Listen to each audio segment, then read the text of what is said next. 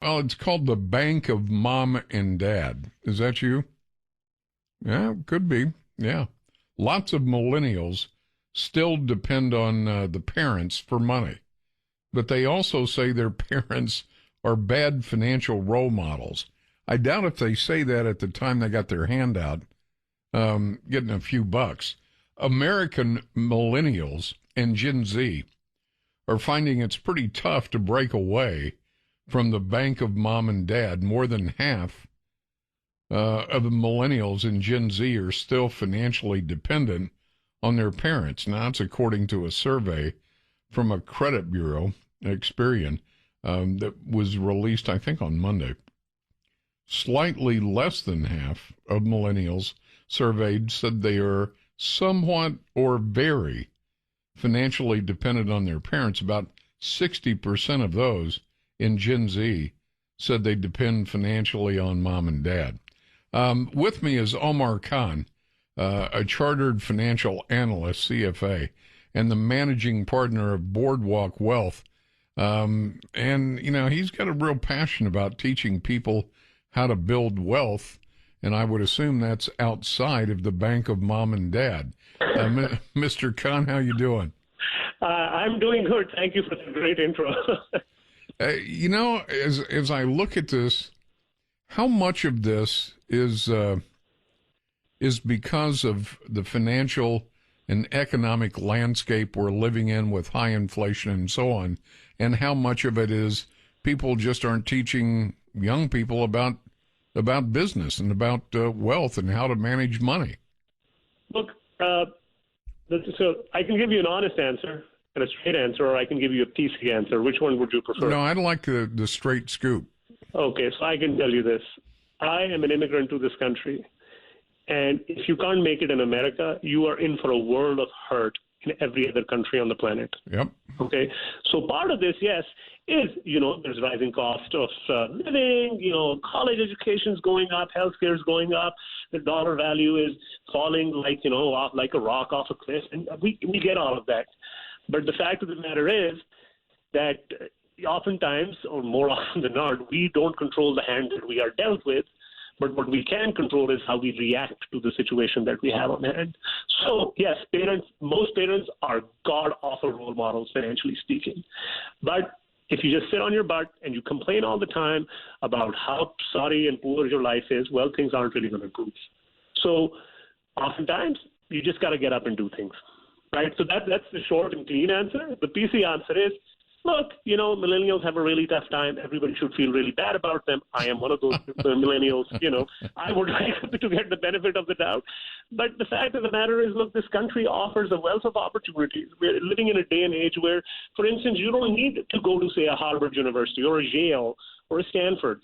You could be, say, in middle America, and you have access to all the resources, financially speaking and otherwise, but you got to put in the effort. If you don't take personal responsibility, then, it's going to be real hard because, as they say, God can open the door. You still got to go walk through it. Yeah. That's so true. Someone asked me a long time ago, because I've been doing this, both radio and television, going on 3 decades now. And they said, well, what school did you go to for that? And what school did you go to for this? I didn't. I was raised with my grandparents. They got too old. I went off to a boys' ranch, got emancipated just before my 16th birthday, worked out a thing for an apartment to live in for mowing the grass and collecting the money out of the laundry room and that kind of thing. And I knew I wanted to go to college, but wasn't sure how that was going to happen. So put off buying a car, walked across the street to school, got a scholarship, and started 2 businesses and hired a manager to manage one while I went to college. So, I kind of went around the barn the wrong way. But when people say, well, it's impossible, I know better. It's not impossible. It just depends on how bad you want it. 100%. And I'm very positive that when you were going to college, right, even though college must have been $5 back in the day. Right? Oh, exactly. Right.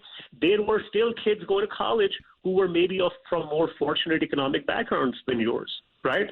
And I mean, if you just sat on your butt and complained, well, why don't I have the same thing as that guy? Well, do you think your problems would have been solved? Because I don't think so.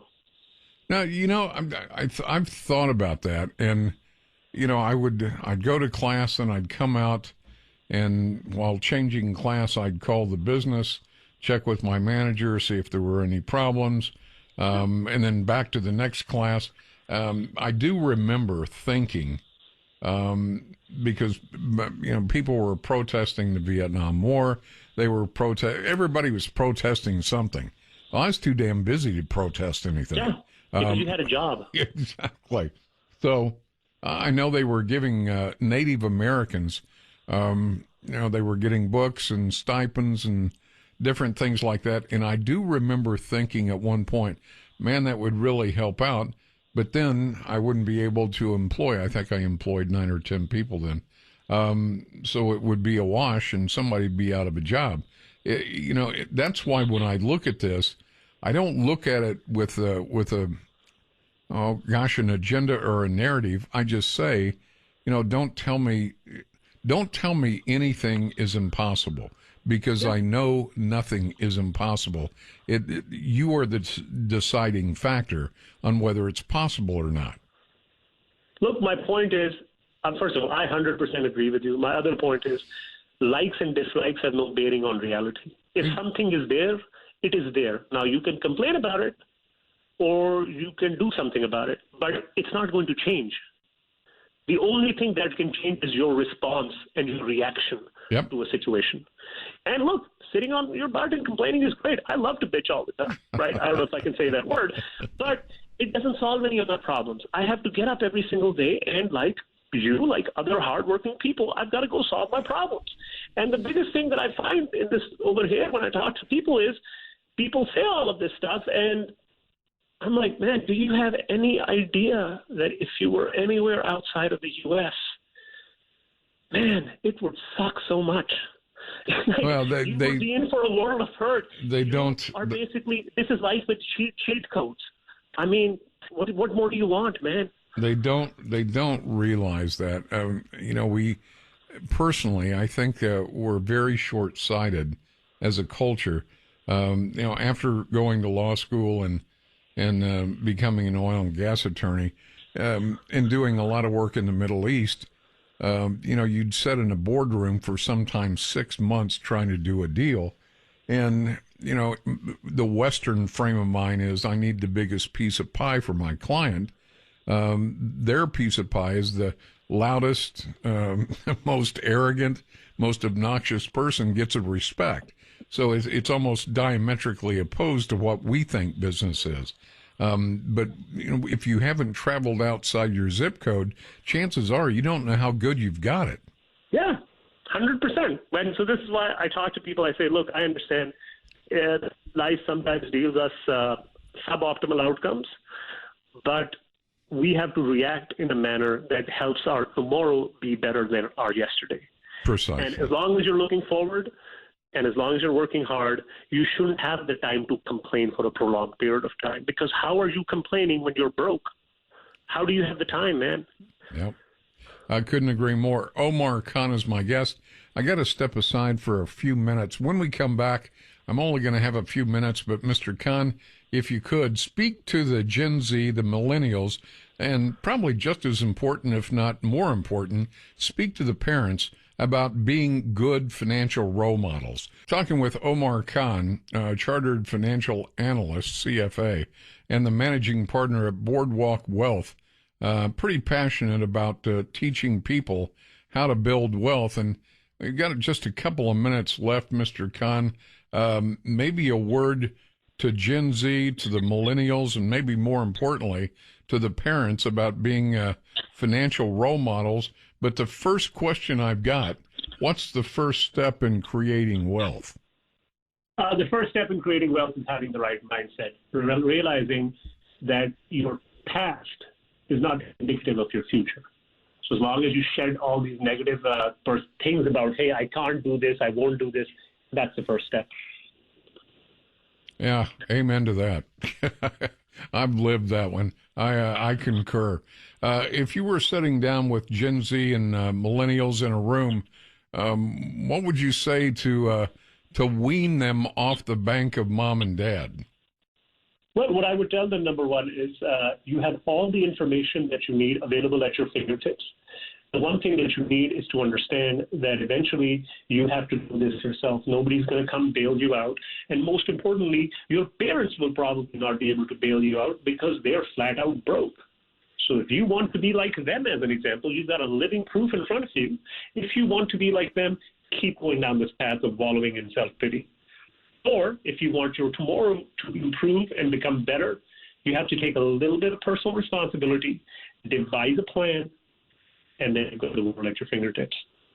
You know, there is really, as I said, I was raised with my grandparents, and, you know, they were about as different as they could be. My grandfather had his own business. He was also a part-time high sheriff, but he built the house I grew up in.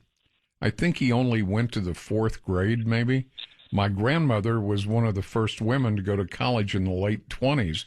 And so, you know, they really enhanced each other.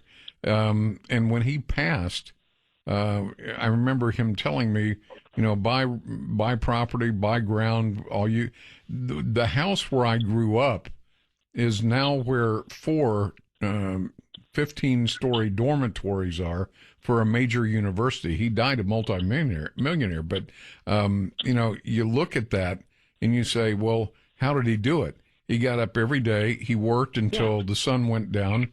He never took a sick day that I ever remember. And he didn't, I think he had a new car every 6 or 7 years. He never borrowed. He always paid cash. And, you know, there were some life lessons to be learned there. Yeah, delayed gratification is the epitome of what you're saying right now. I mean, I'm sure your grandfather could have just quit halfway and started wallowing in self-pity and said, hey, why am I not like the Rockefellers or the Kennedys or whatever? But he didn't have time for that because he had a plan, and he realized that tomorrow is going to be better than yesterday. Yeah. That's true. If people want to contact you or get more information, how do they do that? Well, you can go to our website, boardwalkwealth.com, BOARD walkwealth.com. You can also email me at Omar, OMAR, at boardwalkwealth.com. Hey, listen, I've enjoyed talking to you. Let's do this again.